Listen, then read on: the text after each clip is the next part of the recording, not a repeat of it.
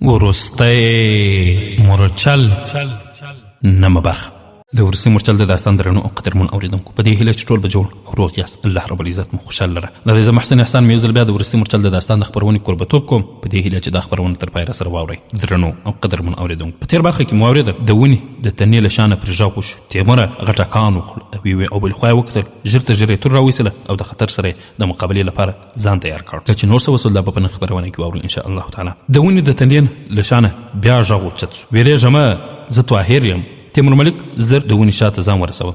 طاهر د اجل بن ولی ولاړ. تیمور ملک په بیړه ورته وویل د دې آس په ترلاسه کولو سربیره ته لا دلته ولاړ یې؟ طاهر په ډاډ ځواب ورکړ دغه آس ستا لپاره دی، اوس بیړه کوه. تیمور ځواب ورکړ زه د خپل تقدیر نه د وتلو لپاره له چا نه مترکنه اخلم. طاهر ځواب ورکړ تا زما د دوه غوښتنو منلو وعده کړې وه او زما لومړۍ غوښتنه همدغه ده. تیمور ملک بې ځوابه غوندې شو. وویل دلته بحث کول ښه نه دي، راځه له ما سره. طاهر په لاس کې د آس قیزه ونیوله او له تیمور سره روان شو. د سیند له غاړې ته نږدې 300 ګزه لرې تیمور ملک ودرېد. ویل آیا ستا نیت له ما نه د وعدې اخیستلو په وخت کې همدغه و؟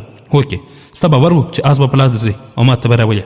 دا زما اراده وه. خدای جل جلاله شکر دی چې پوره مې کړی شوه. تیمور ملک د طاهر له لاس د آس قیزه واخیستله او پرې سپور شو. بیا یې ویل ته زما تر شا سپور شه. طاهر ځواب ورکړ په دې ډول به دواړه پاتې شو. تیمور ملک وویل پر خدای دومره بروسه درلودونکی انسان مایوسه باید نه شي. ښایي ستا په سبب زه هم وژغورل شم. زر کوه د مغولو غږونه راځي لکه چې هغوی تش کښتۍ ولیدې. طاهر د تیمور ملک تر شا سپور شو. نږدې 2 میله په ځنګل کې مزل وروسته د غونډۍ لړۍ پیل شوه.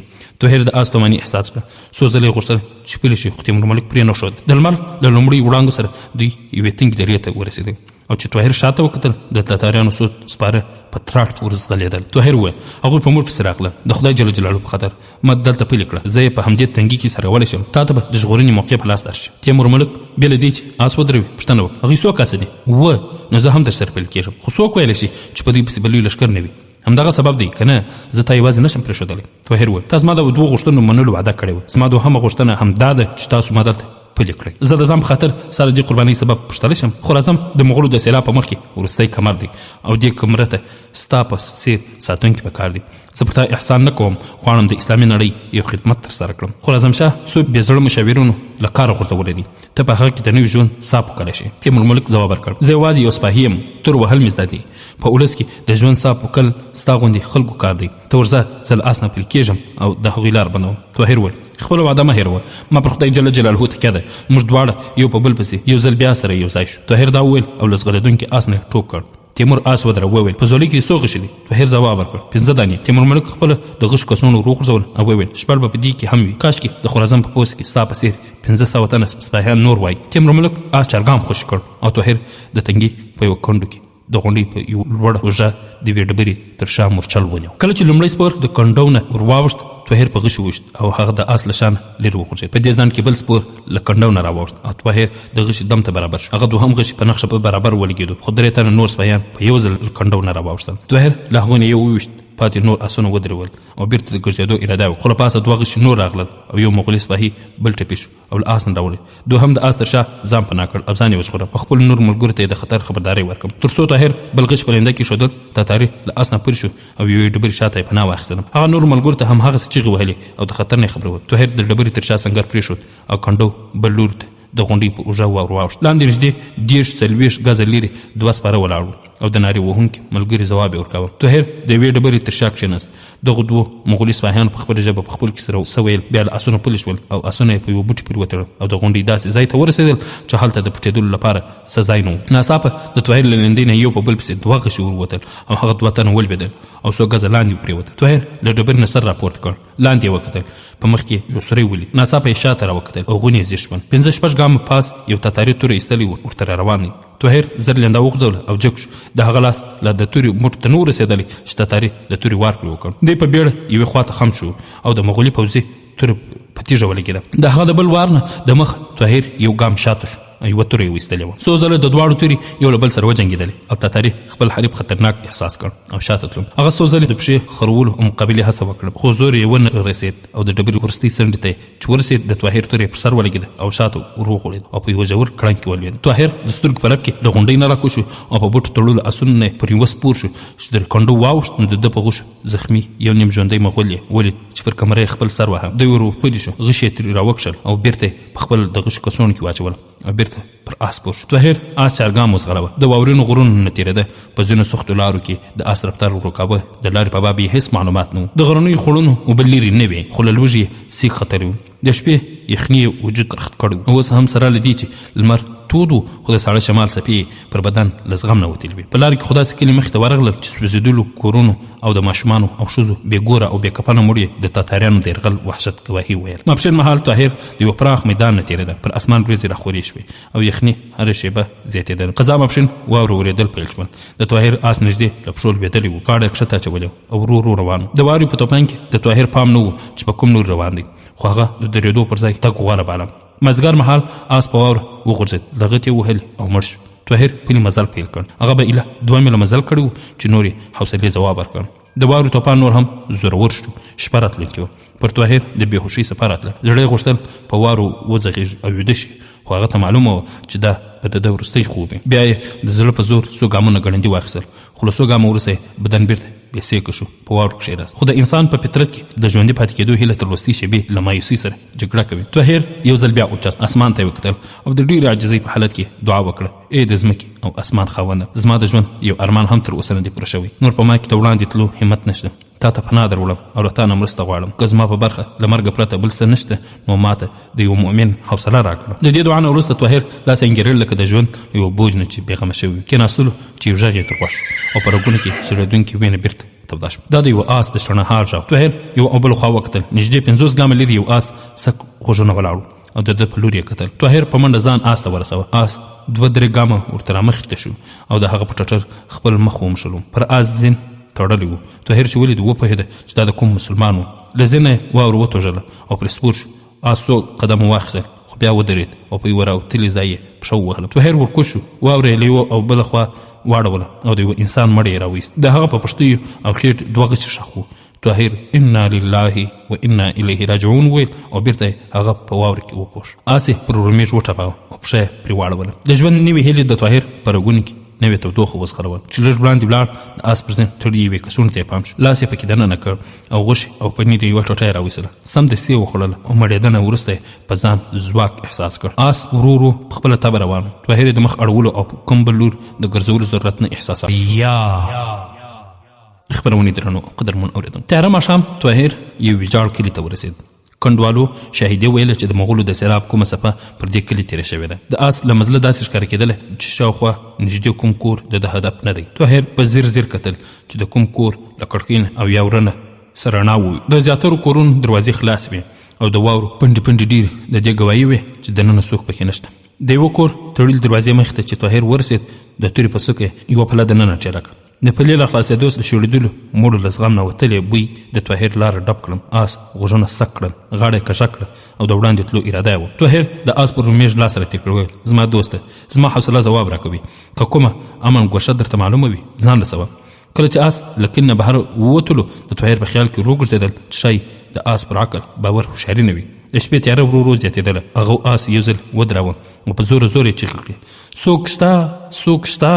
د هغه غږ د شپې په غېږ کې چوپ شو او له دې وروسته د لیوانو اوازونه د ده تصور ورو ورو رد کړ. آس وشڼېده. ګواکې خپل سپاره ته یې وویل: ولې مایوسه کېږئ، مزل ته رارسېدلي یې. طاهر آس بیا خپلې خوښ ته پرېښود. له کلي نه لږ لرې په ګڼو ونو کې تېر شو او بیا په یوه لوړ غونډۍ وخوت. د واورې اورېدو او تیارې له امله طاهر 2 ګزه وړاندې هېڅ نه لیدل. د غونډۍ پر سر له یوه دیوال سره په خوا کې آس وړاندې روان شو. 100 قدمه وړاندې په یوه خلاصه دروازه ولوند او په شڼهار شو. طاهر په مخ کې یو لوړ کور و. هغه ارادي ځواک چې دی تر دې ځایه رارسولی و نور ځواب ورکړ. د یوه نغري بل اور ته کښېنستل او ویده کېدل یې اوس تر ټولو لویه هیله وه. د کور د انګړ دروازه خلاصه وه، خو دننه د رڼا نوم او نښه نه وه. د فکر وکړ چې ښایي په دې کور کې هم څوک نه وي. ښایي آس د ده د وروستي مزل لپاره د دې کنډواله کلي تر ټولو غوره کور ټاکلی وي. آس چې انګړ ته ننوت ودرېد. طاهر تر پولې شو. د هغه پښې پړسېدلې وې او نور یې د بدن د بوج اوچتولو ځواک نه درلود. بیا په خپل ټول زور چیغې کړې: څوک شته، څوک شته. د ده غږ د ډبرو له دیوالونو نه بیرته رغبړ او زانګې یې وکړې. د آس پرېښود او دواړه لاسونه یې په دیواله تکیه کړل او چیغې یې وهلې. وړاندې ولاړ. د دهلیز نه تېر شو او یوې کوټې ته ورغی. د کوټې دیوال سره په 4 خواو کې راوګرځېد، خو ده ته د خپل غږ ځواب راغبرګ نه شو. بیا په خیال کې وګرځېدل چې له شګو نه د هیلو ماڼۍ جوړوي. که دلته کوم انسان پاتې وای نو د کور ټولې دروازې به خلاصې نه وای. په زړه کې ورتېره شوه چې اوس د اور یو سپرغی زما ځان ژغورلی شي، خو د اور بلولو لپاره ورسره څه شی نه و. ناڅاپه تر پښو لاندې نرم شی احساس کړ، ورټیټ شو چې لاس یې پرې وواهه. یو پوستین و، کښېناست، هغه ژر واغوست. خو زر یې داسې احساس کړ چې د ده تودوخه دغه پوستین نشي ورته راګرځولی. څو ساعته وړاندې آس یو غیبي مرسته وګڼله. اوس هم د ده ضمیر د منلو ته تیار نه و چې الله به یې یوازې پرېږدي. باور یې و چې الله تعالی په خپل رحمت تر دې ځایه رارسولی دی. د خدای جل جلاله ده ته یو ستر هدف لپاره د ژوند دعا کړې وه، او دغه هدف تر دې ځای په رارسېدو نه پورې کېده. دا کور د ده وروستی منزل نه دی. تقدیر یوازې د ده امتحان اخلي. ناهیلي د مؤمن له شان سره نه لګېږي. دا شپه به تېره شي، سهار به د لمر وړانګې ده ته د ژوند نوې تودوخه وروبخښي. او دا هم امکان لري چې د دې کور په کوم ګوټ کې د الله کوم بنده اور بل کړی وي او د ده د ورتګ انتظار کوي. په دې ذهني کش او کړپ کې لمونځ ور په یاد شو. زر زر یې تیمم ووهه او خپل ټول ځواک یې راټول کړ او راپورته شو. د لمانځه نیت اراده یې چې کوله په زړه کې وګرځېدل چې کیدای شي د دې کور په کومه ګوشه کې څوک د تاتاریانو له ویرې غرق شوي وي. هغه په لوړ اواز اذان وکړ.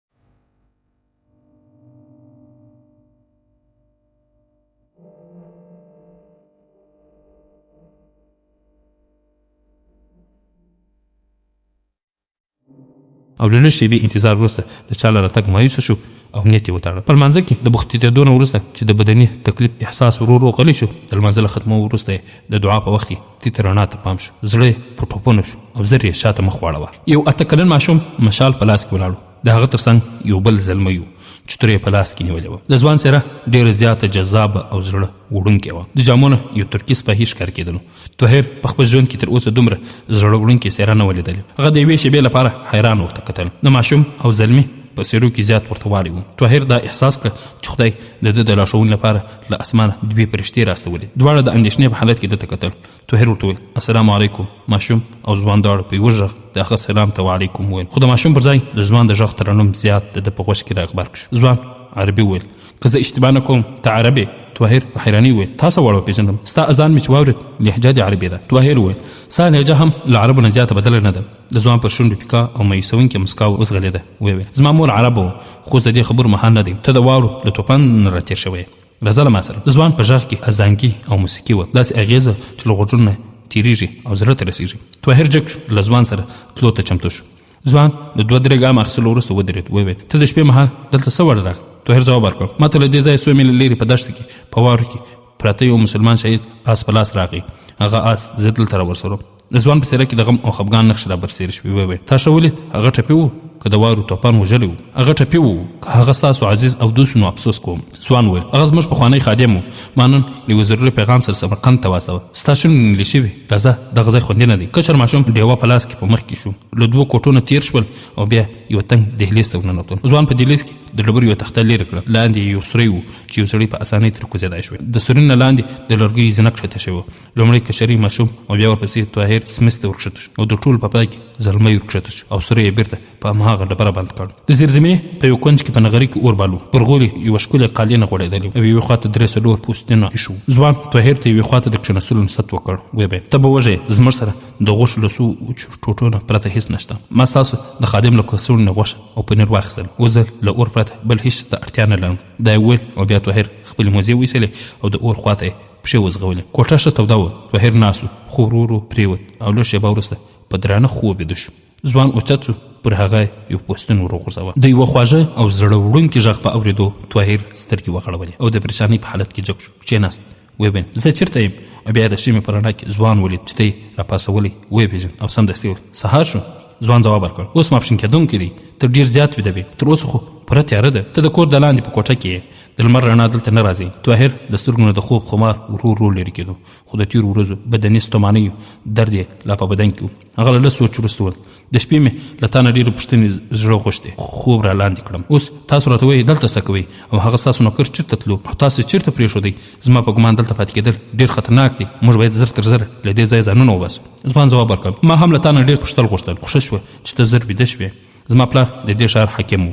د سلطان له ماتې وروسته د شاوخوا کلیو په څېر په دې ښار کې هم ویر خوره شوه. خلکو له خپل بال بچ سره بلخ، بخارا او سمرقند ته هجرت وکړ. ما له خپل پلار سره په اوسېدو ټینګار وکړ، خو هغه زه د خپل وړوکي ورور سره یو ځای له یوې قافلې سره بلخ ته په تلو مجبور کړم. په بلخ کې زما بابا یو مشهور سوداګر دی. موږ د قافلې شمېر د 200 تنو په شاوخوا کې وو چې زیات پکې تورسري او ماشومان وو. له دې ښاره نږدې 20 میله لرې زموږ پر قافلې تاتاریانو یوې ډلګۍ حمله راوړه. میړونو په میدان مقابله وکړه، خو وسه یې ونه شوه.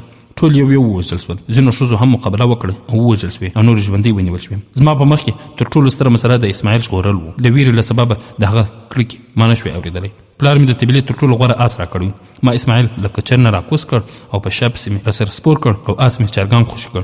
د شپې د تیارې او ګڼ ځګل په سبب مغولو زه تعقیب نه کړی شوی، خو زما به د هغه خویند زړه سوري کوونکي کریږي هیرې نشي چې د تیښت په وخت کې مې اورېدې. ځوان چې تر دې ځایه خبر راورسولو چوپ شو. د هغه په غوټو غوټو ښکلو سترګو کې اوښکې راډنډ شوې. طاهر په ځیر ځیر ورته وکتل. ماشوم چوپ یوه کونج کې غلی ناست و. هغه په څېره هم د تېرو پیښو ځورونکي نښې او اثار و. طاهر په ناستې هغه ته غېږ وغوړوله. ماشوم لږ ورته وکتل او بیا په منډه ځان ورته راورساوه او په غېږ کې ور ولوېد. په سلګي شو. تر له ځانډه یې شونډې بوسې بوسې کړې او په ژړا د راکابو کېدو هڅه یې وکړه. خو چې طاهر د هغه پر سر لاس راکش کړ او د تسلي ورکولو هڅه یې وکړه نو په زور زور یې وژړل. طاهر ورته وویل مه وېرېږه، موږ به ډېر خوندي ځای ته لاړ شو. هلک وویل په لار کې به مغولیان وي، هغوی ماشومان خوري. نه تا ته چا په دروغو داسې ویلي وي. زلمي طاهر ته وویل. اسماعیل به ما ته تسلي راکوله. نن خدای خبر دی چې څه وشول. طاهر هغه ور ځوان ته وکتل. وویل ګمان کوم چې ته د اسماعیل خور یې. د هغه بڼه ناڅاپه ژړه شوه او سترګې یې کښته واچولې. طاهر وویل ویرېږه مه، ستا عزت او ساتنه زما ذمهواري ده. تا خپله کیسه تر اوسه پای ته نه ده رسولې. کله چې نجلۍ بیا طاهر ته وکتل په سترګو کې اوښکې ځلېدې. هغې په لستوڼي اوښکې پاکې کړې. وویل کاشکې د دې بېوسۍ او بېکسۍ په وخت کې زموږ د قوم له نجونو نه ځوانان جوړېدای. له تاتاریانو څخه د تېښتې نه وروسته بېرته خپل کور ته لاړو. درېیمه ورځ پلارجان ته دا خبر ورسېد چې پر ښار مغول یرغل راوړي.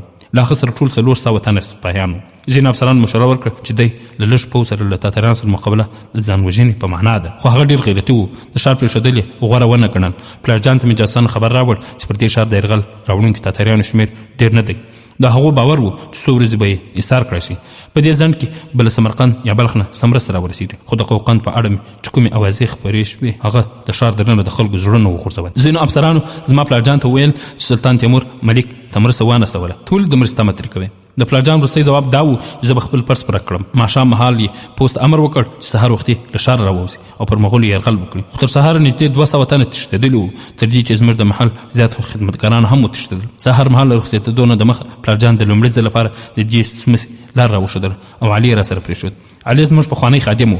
پلارجان په دې سمڅه کې د 100 ورځو خوراک هم پرېښو. موږ ته یې وویل چې که موږ ماته وخوړه هم تاسو له دې کوټې نه د تېښتې هڅه مه کوئ، ځکه چې مغول چاته د تېښتې فرصت نه ورکوي. د هغه دا هیله وه چې د خراسان پوځونه به له تیاري وروسته دې خواته خامخا راځي. له علي نه پرته نور خدمتګاران ته زموږ د دې غلي ځای درک معلوم نه و. 2 ورځې دلته غلي وو. د محل نور پاتې خدمتګاران هم وتښتېدل. علي به موږ د بهر له حال نه خبرولو. 3 ماښام پلارجان آس تش راستون شو او په همدې شپه مغول ښار ته راغلل او پاتې ژوندي خلک یې ووژل. تر 2 ورځو پورې دغه کور د مغولو مرکز و او په شاوخوا کلي کې لوټ او وژل پیل کړل. موږ له علي سره په دې کوټه کې غلي وو. دغه 2 ورځې موږ ته له کلونو ډېرې اوږدې وې. 3مه ورځ هغوی ښار پرېښود. په محل کې بشپړه چوپتیا وه، خو موږ تر شپې پورې انتظار وکړ. د شپې مهال علي د سوري له لارې بهر ته ووت او خبر یې راوړ چې موږ یو آس د طبیلې سره نږدې ګرځېده. ما هغه ونیوه او په طبیله کې مو وتړه. له دې نه وروسته موږ دا دعاګانې کولې چې د مسلمانانو کوم پوځ دې خواته راشي. وړمه شپه موږ دا پرېکړه وکړه چې سهار وختي به دا ځای پرېږدو او بلخ په لور به خوځېږو. امکان لري په لاره کې د کومې پوستې پیرېداران راسره مرسته وکړي. خو چې ماپښین مهال د واورې اورېدل پیل شول نو ما د سمرقند د حاکم لپاره دا لیک ولیکه چې موږ له دې ځایه وباسئ او بلخ ته مو ورسوي. علي زما غوښتنلیک ورسره واخیست او روان شو. اوس چې ته پر کوم آس راغلی په همدې آس علي سپور تللی و. زما په ګمان هغه د کوم تاتاري د ظلم نقشه شوی دی. اوس لکه چې خدای جل جلاله ته زموږ مرسته راستولی. ته له کوم خوا راغلی؟ طاهر لنډ خپل داستان ورواورو او په پای کې نجلۍ ته وویل زه لږ بهر ووځم او د موسم حالات ګورم. محل ته د مغولو د راتګ خطر هر وخت وي، ځکه خو د بهر وتلو لپاره دا لار ډېر خوندي دی. دا یې وویل او بیا هغې په دیوال کې لګېدلي یسرا واړوه. د لږ غوندې سره په یوه برخه کې دومره درز را پیدا شو چې یو سړی ترې په اسانۍ تېرېدای شوی. نجلۍ وویل راځه زه لاره درته ښیم. اسماعیل ټکان وخوړ. وویل زه هم درسره ځم. د سمڅې د کوټې د تیتې رڼا په پرتله غار ډېره تیاره وه. نجلۍ او ورور یې زړور پکې وړاندې تلل، خو طاهر ورو پلونه اخیستل. ځای د غار یوې او بلې خواته ځمکې کیندل شوې او پراخې کوټې پکې جوړې شوې. طاهر نږدې 50 ګزه وړاندې لار پرېښوده او په یوه کوټه ننوت. په دې ځنډ کې نجلۍ او ورور یې نور هم وړاندې ولاړل. طاهر د پریشانۍ په حالت کې د کوټې پر دیوالونو لاس وهه او د نجلۍ غږ یې وکړ ته چېرته یې؟ طاهر ځواب ورکړ زه لار نشم موندلی. نجلۍ خپل ورور ته مخ ور وګرځاوه. ویې اسماعیل ورشه تر لاس یې ونیسه. اسماعیل طاهر تر لاس ونیوه. ویې زما سره راځه زه په تیاره کې لیدای شم. طاهر وویل په دې کوټو کې ښه زیات پوځ اوسېدای شي. نجلۍ وویل هوکې خو کاشکې له موږ سره کافي پوځ وای. یو ځای ته چې ورسېدل نجلۍ ودرېده. وویل اوس لږ پام کوه او راځه وړاندې چې نه ده. اسماعیله ته زما لاس ونیسه. 3 واړه د یو بل لاسونه ونیول او وړاندې ولاړ. څو ګامه وړاندې تیاره لږ شوه، شل لوري ته وګرځېدل او څو ګامه نور ولاړه. نجلۍ بیا ودرېده. دلته رڼا زیاته وه. طاهر ولیدل چې وړوکی ډنډ پر څنډه ولاړ دی. د یوه کمره نه چینه راخوټېږي، اوبه یې په ډنډ راتویېږي او د ډنډ زیاتې اوبه له غار نه تېرېږي. 5-6 ګامه وړاندې د غار خوله چې ډېره تنګه وه، اوبه تر څنګنو ټیټې وې. اسماعیل او طاهر هم د نجلۍ په څېر له اوبو راوتلو ډبرو پښې ایښودلې او د غار له خولې راووتل. د دوی په مخ کې په ونو پوښلې دره وه. واوره اوس نه ورېدل، خو ورېځې لا خورې وې. ونې، ډبرې او د ځمکې بوټي هر څه په واورو پوښلي او پټ وو. د غار نه راوتلو اوبو په یوه لښتې کې کښته بهېدلې او د یو خوړ سره چې ډېرې اوبه پکې بهېدلې یو ځای کېدلې. طاهر تر لږ ځنډه دغه په زړه پورې منظرې ته ډېر حیران و. بیا خپلو ملګرو ته وکتل. تر لږ ځنډه بې پامه سترګې د نجلۍ په څېره میخ شوې. هغه ښکلې وه، په پرخه د مینځل شوي ګل نه زیاته ښکلې. د کائنات انځورګر د واورې له ټوټې نه تراشلې او د وینو سرخي یې پرې ورزیاته کړې وه. خفګان او غم یې څېره د وریځو تر نریو پردو لاندې سپوږمۍ په څېر ښایسته کړې وه. نجلۍ مخ واړوه او په بې پروایي ورته وکتل. د طاهر له خولې به اختیار ووتل. نوم دې څه دی؟ سوریا. هغې ځواب ورکړ او بیا په پریشانۍ طاهر ته وکتل. د هغې سترګو ویل، ګوره زه ستا په پناه کې یم، خو د یوه غیرتي پلار لور یم. طاهر په خپل وجود کې لړزه احساس کړه او مخ یې واړوه. تر لږ ځنډه سر ځوړند کړ او له لږ سوچ وروسته یې وویل، زه باید زر تر زر بغداد ته لاړ شم، خو له دې نه وړاندې باید تا بلخ ته ورسوم چې اسمان شین شي. له دې ځایه به وخوځېږو. له دې درو نه د وتلو لاره کومه ده؟ نجلۍ یوې خوا ته اشاره وکړه. وویل، هغې لور ته د غونډۍ نه چې تېر شې لاره ده. طاهر وویل، که لمر راوخت نو موږ به سبا ته روان شو. نجلۍ اسمان ته وکتل. وویل، اوس ښایي نوره واوره هم وورېږي. طاهر وویل، تاسو لږ ځنډ دلته ودرېږئ، زه به پاس ځم او ګورم ښایي. نجلۍ پوښتل، ښایي څه؟ هېڅ نه. ستا به ګمان وي چې د مسلمانانو پوځ چېرته ښکاره شي. زه به هر سهار او ماښام په همدې تمه پر دې غونډۍ ختم. طاهر وویل، ستاسو دغه سمڅه خو ډېره خوندي وه، خو د کلي له خلکو نه چاته معلومه وه که نه؟ سوریا ځواب ورکړ، نه، د دې غونډۍ په شاوخوا کې به تل پیره ولاړ وم. پلارجان مې ماته د هغه د تل کوټه او سوري راوښودل، نو د هغو پر پیرو په هدف وپوهېدم. ډېر ښه، زه اوس بېرته راګرځم. طاهر دا وویل او په واورې کې یې ګامونه اوچت کړل. سوریا زر ورته وویل، نه، د دغه غار سره نږدې د پښو خاپونه مه پرېږده، د خوړ له لارې ولاړ شه. طاهر د سوریا په ونې نه په اوبو کې روان شو او چې لوی خوړ ته ورسېد، په لویو لویو تیږو یې پښې ایښودلې او غونډۍ ته وخوت. د غونډۍ له څوکې نه څلورو خواو ته وکتل، خو د واورو له سپین څادر پرته هېڅ خوځېدونکی چیز تر سترګو نه شول. کله چې بېرته راکوز شو او خپل ملګرو ته راورسېد، واوره بیا پیل شو. طاهر لوږه احساس کړه. کله بېرته د ځمکې د تل کوټې ته لاړ، سوریا له لاندې وچه غوښه د یوې اندازې وچې میوې سره په پتنوس کې د طاهر مخې ته کښېښود. وویل، ته به خامخا وږی شوی، تا د شپې مهال هم څه نه وخوړل. طاهر ځواب ورکړ، ما ستاسو د نوکر له کڅوړې نه پوره خوراکي شیان په لاس راغلل، خو له ما سره د آس غم دی. ما هغه همداسې پرېښود. زه سهار وختي پاس ورغلی وم، طبیلې ته مې بوت او هلته مې وتاړه. هلته وچ واښه ډېر دی. بیا ورور ته مخ ور واړوه، اسماعیله ته ورسره کښېنه وخوره. اسماعیل ورسره کښېنست. طاهر د غوښې یوه ټوټه ته لاس ورغوست، بیا یې بېرته راټول کړ. سوریا ته یې وکتل. وویل، ته څه کوې؟ سوریا ځواب ورکړ، ته زما فکر مه کوه، زه ډېر وختي سباناری کوم. اسماعیل ناوخته له خوبه پاڅېږي، ځکه یې تر اوسه څه نه دي خوړلي. طاهر یوه مړۍ په خوله کړه. اسماعیل ته وویل، وخوره. خو اسماعیل اندېښمن خور ته وکتل. سوریا لږ وړاندې شوه، د ماشوم پر سر یې لاس راتېر کړ. وویل، اسماعیل ولې نه خورې؟ د هلک په سترګو کې اوښکې راغلې او د رژدېدلو شونډو راټولولو هڅه یې وکړه. دواړه لاسونه یې وخوځول او سوریا ته ورتر غاړې و. زه یې نه خورم او په سلګو شو. طاهر ترخې اوبه په خپل حل کې احساس کړې. پتنوس یې اوچت کړ او د سوریا مخې ته یې کښېښود. وویل، ما خپله برخه وخوړه. سوریا، نه وخوره، ته وږی یې. د یوې عربي مور له لور نه زما همدغه تمه وه، خو زه اوس ستا مېلمه نه بلکې ساتونکی یم. ما ماښام پوره خواړه خوړلي وو، خو تا ښایي ماښام هم څه نه وي خوړلي. طاهر جګ شو، ډنډه یې واخیسته، غشي د غشو په کڅوړه کې ورسره واچول. وویل، تاسو دا خورئ، زه به انشاءالله زر بېرته راستون شم. کوم په کلي کې څه شي ونه موندل، بهر ګوندې څه ښکار ومومم.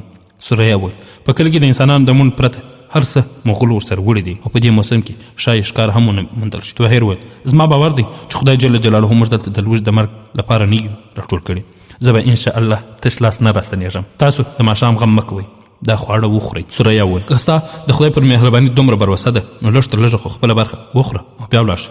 طاهر ورټیټ شو، د غوښې یوه ټوټه یې په خوله کې کښېښوده. وویل، بس ما خپله برخه واخیست. نجلۍ وویل، زه تا بهر ته رسوم، بېرته راځم. نه، ما لاره ولیدله. طاهر ته وویل او د غار له لارې بهر ته راووت. طاهر له تلو نه وروسته سوریا وویل، اسماعیله اوس یې وخوره. کشري ماشوم ځواب ورکړ، ستا نه پرته نه خورم. سوریا په پتنوس کې پراته خوراکي شیان دوه برخې کړل او یوه برخه یې جلا کړ. وویل، دا د هغه برخه ده چې بېرته راستون شي ډېر به وږی شوي وي او دا نوره زما او ستا برخه. د خپرونې درنو او قدرمنو اورېدونکو، ماپښین مهال اسمان شین شوی و او د لمر د وړانګو غبرګون پر سپینو واورو سترګې برېښولې. شمال درېدلی و او په موسم کې یو په زړه پورې بدلون احساسېده. سوریا او اسماعیل د غار نه بهر لږ لرې په ډېرباره ناست او د طاهر د راتګ انتظار یې کاوه. د واورې د ویلېدو له امله د ونو شاخونه او تنې ورو ورو دلې مخامخ د خوړ اوبه ورو ورو زیاتېدې. اسماعیل وویل خورجانې هغه تر اوسه رانغی، په داسې لمر مخامخ ښکار موندل کېږي؟ سوریا ځواب ورکړ دعا کوه، هغه ډېر ښه سړی دی، که پلارجان وای دی به یې د پوځ سالار ټاکلی و، مګر خورې که هغه ته د ښکار پر ځای تاتاریان په مخه ورشي نو څه به کېږي؟ خدای به یې مرسته کوي. که موږ دلته کوم مغولي ولیدو نو بیا دلته موږ له پاسه هېڅوک نشي لیدای. که هغه تاتاریان ونیو او د ځان ژغورنې په خاطر یې موږ وروښودل نو بیا چوپ شه، د مېلمنو په باب داسې سوچونه څوک نه کوي. که بیا واور ونه اوري موږ به له دې ځایه روانېږو انشاءالله. اسماعیل چوپ شو، خو لږ وروسته یې چیغې هغه راغی خورې هلته وګوره، غرسی یې راوړ، وګوره خورې وګوره څومره لوی دی، هغه په ډېر زحمت په اوژار رااړولی، اور خو به نه وي ګل شوی. سریا د ونې له تنې نه لږ لرې شوه، ویې کتل طاهر یو غرسه په اوژار رااړولي او له خوړ نه راووت. اسماعیل بیا وویل خورې اور خو به نه وي مړ شوی، زه ډېر وږی یم. سریا وویل تا خو ویل چې زه ښه موړ یم، که ما دا نه ویلې نو تا به خپله برخه هم نه خوړله. اوس خو دا د خدای جل جلاله غرسه رالیږلی دی. خورې دا ډېر ښه سړی. طاهر د غار خولې ته نږدې شو، دوی ته یې وکتل، وویل تاسو زر دننه ولاړ شئ، زه ویرېږم چې شاوخوا چېرته د تاتاریانو کومه ډله نه وي. دا غرسه زما د غشي له نښه کېدو د مخ ټپي وو. لږ ځنډ وروسته چې دوی ټول په ترخونه کې ناست وو، سریا غوښه کبابوله. اسماعیل په وار خورې اوس به پخه وي، زر یې راکوزه کړه. طاهر د تیرو ستومانۍ زور نه وروسته اوس په دې تیاره تنګه خونه کې د ارامۍ احساس کوه. بیا هم د راتلونکي بابا ذهن د پریشانۍ احساس کول. کله کله به په ذهن کې وګرځېدل چې والوځي او د بغداد ځان ورسوي، هلته به دنګو محلونو کې یوه هنګامه او محشر جوړ کړي، او لکه چې په ولاړو اوبو کې د ژوند شور پیدا کړي. د به خیال کې د بغداد په جامع جوماتونو کې له احساساتو ډکې ویناوې کولې. کله به د بغداد له بې شمېره پوځ سره یو ځای د خوارزمشاه تر جنډې لاندې د تاتاریانو مقابله کوله. کله به خلیفه او صدر اعظم ته د راتلونکي خطرات بیانول، خو چې له دوی به مایوس شو نو ترخې او توندې خبرې به یې ورته کولې. او چې کله به خیال کې وحیدالدین د محاکمې په میز درولی و او د خلیفه په مخ کې به په لوړ غږ د هغه د جرم ثابتولو ثبوتونه وړاندې کول. د دې رنګارنګو خیالونو په یرغل کې به کله د اسماعیل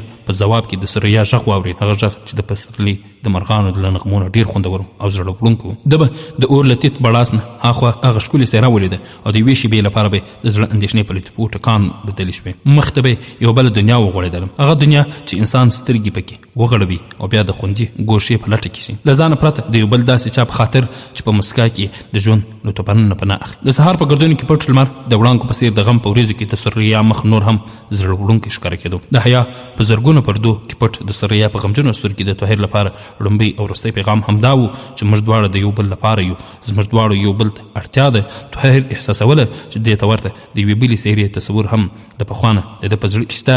داسې غږ د پخوا هم اورېدلی و.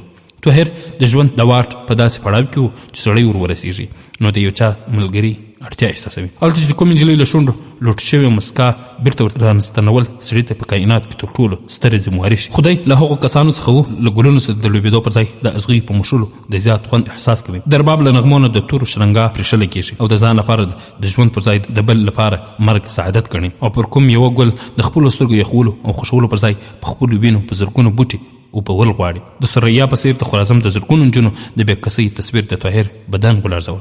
د قوم د هغه زرګونو میندو خویندو کریږي او فریادونه یې واورېدل چې لمنې ته د وحشي تاتاریانو لاسونه ورڅکېدلي وو. هغوی چې اسمان ته په حیرت او حسرت کتل او ویل دا زموږ عصمت او عزت ساتونکي به په کومه لاړل، زموږ په غیرتي بچیانو او زړورو وروڼو څه وشول. طاهر ټکان وخوړ، ویې ویل موږ به سبا د ماپښین مهال له دې ځایه روانېږو. سریا لږ ځن په سوچ کې شوه. طاهر بیا وویل د ورسي مرچل د داستان درنو قدرمنو اورېدونکو دا چې طاهر څه وویل